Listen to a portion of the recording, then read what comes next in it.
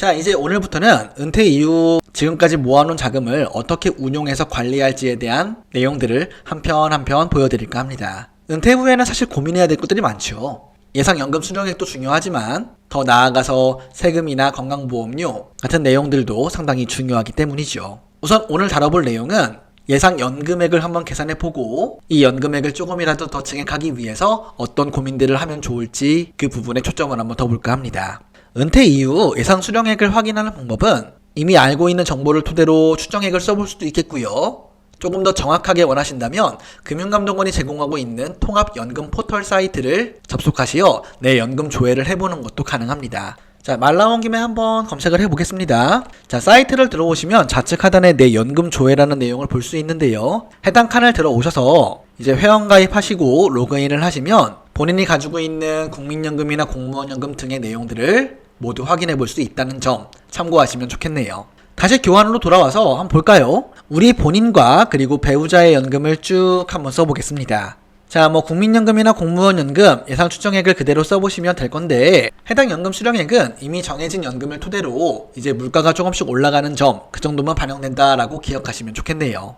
사실 중요한 것은 이 하단에 있는 퇴직금과 개인연금에 대한 내용이 더욱 중요합니다. 자, 보시면 이제 퇴직연금하고 개인연금에 대한 내용들을 볼 수 있는데 해당 금액은 우리가 지난 기간 동안 어떻게 관리를 해왔고 어떻게 모아왔냐에 따라서 금액이 얼마가 쌓였다라는 것을 한눈에 볼 수 있을 것입니다. 그리고 공제회 같은 경우는 이제 교직원 공제나 행정 공제회 같은 것들이죠. 그 경우에는 99년도 이전에 가입하셨다면 세금이 아예 비과세가 되고 있으니 그 점도 참고하시면 좋겠네요. 공제에 대한 내용은 제가 한번 따로 분리해서 다룰 기회가 있을 겁니다. 다시 돌아와서 퇴직연금이나 개인연금 이 금액에 쌓여있는 금액을 우리가 어떻게 관리합니까? 이것이 오늘의 가장 중요한 포인트라고 봐주시면 좋겠네요.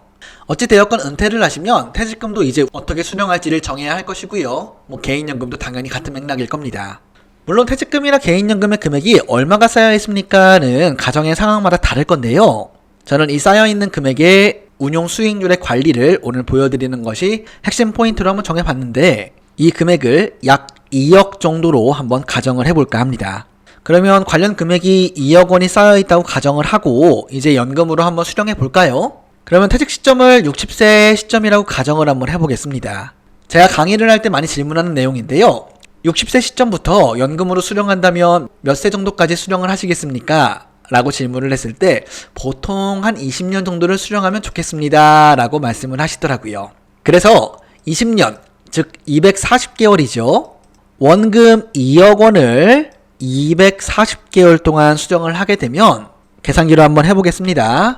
2억 원의 금액을 이제 240개월 동안 나누면 한 달에 83만 3천 원의 금액을 수령할 수 있겠네요. 2억 원이라고 한다면 그래도 꽤 큰 금액인데 20년 동안 쪼개봤더니 84만 원밖에 되지 않네요. 그럼 여기에서 포인트는 원금은 84만 원씩 나오겠지만 그 잔여 금액을 어떻게 운용해서 얼마의 수익률로 만들 것입니까에 대한 차이를 한번 확인해 볼까 하는데요. 1%, 4% 그리고 7%로 운용하는 것을 가정해 볼 수 있겠는데요. 사실 퇴직 후 연평균 7%를 운용하는 것은 쉬운 일은 아닐 것입니다. 그래서 저는 1%와 4%의 내용을 비교해 보는 걸로 한번 내용을 정리해 볼까 합니다. 자, 그러면 2억 원을 1%로 운용한다면 연 수익금이 200만 원 정도가 쌓이겠네요. 그러면 이 금액을 마찬가지로 12로 쪼갠다면 한 달 이자가 약 16만 원 정도가 들어올 것입니다. 그래서 원금 84만 원과 이자 16만 원을 더했더니 한 달에 100만 원 정도의 연금액을 수령할 수 있겠네요. 그러면 이제 국민연금, 공무원연금 그 외에 100만 원 정도가 추가로 들어온다라고 계산할 수 있을 것 같습니다. 그럼 만약 운용 수익률을 4% 정도로 끌어올린다면 어떤 일이 벌어질까요? 마찬가지로 2억에 대한 4%를 한다면 이제 연간 수익금으로 800만 원을 수령할 수 있겠는데요. 이 금액도 12로 쪼개보면 매달 이자가 66만 원이 산출됩니다. 그럼 이때는 원금과 이자를 합쳤더니 150만 원 정도의 금액이 연금액으로 들어올 수 있겠네요. 우리가 국민연금을 50만 원 더 받기 위해서는 상당히 오랜 기간 근무를 해서 연금을 납부해야 되는데요. 똑같은 퇴직금 관련된 일시금을 어떻게 운영하냐에 따라서 매달 50만 원의 연금액이 늘어날 수 있다면 이 부분을 꼭 신경 써야 하지 않을까요? 그래서 제가 여기에서는 관련된 금액을 2억 원으로 가정을 했지만 가정에 따라 어떤 가정은 3억일 수도 있고 4억일 수도 있고 1억일 수도 있을 것입니다.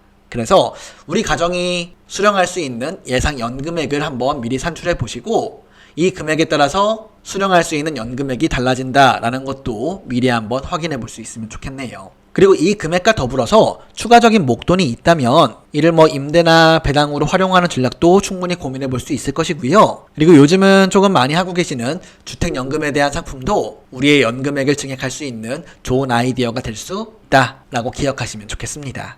오늘은 수익률을 관리해야 된다는 것에 포커스를 좀 맞춰봤고요. 추후 이제 실제 운용 수익률을 증대시키는 그러한 전략들에 대해서도 업로드하도록 하겠습니다. 감사합니다.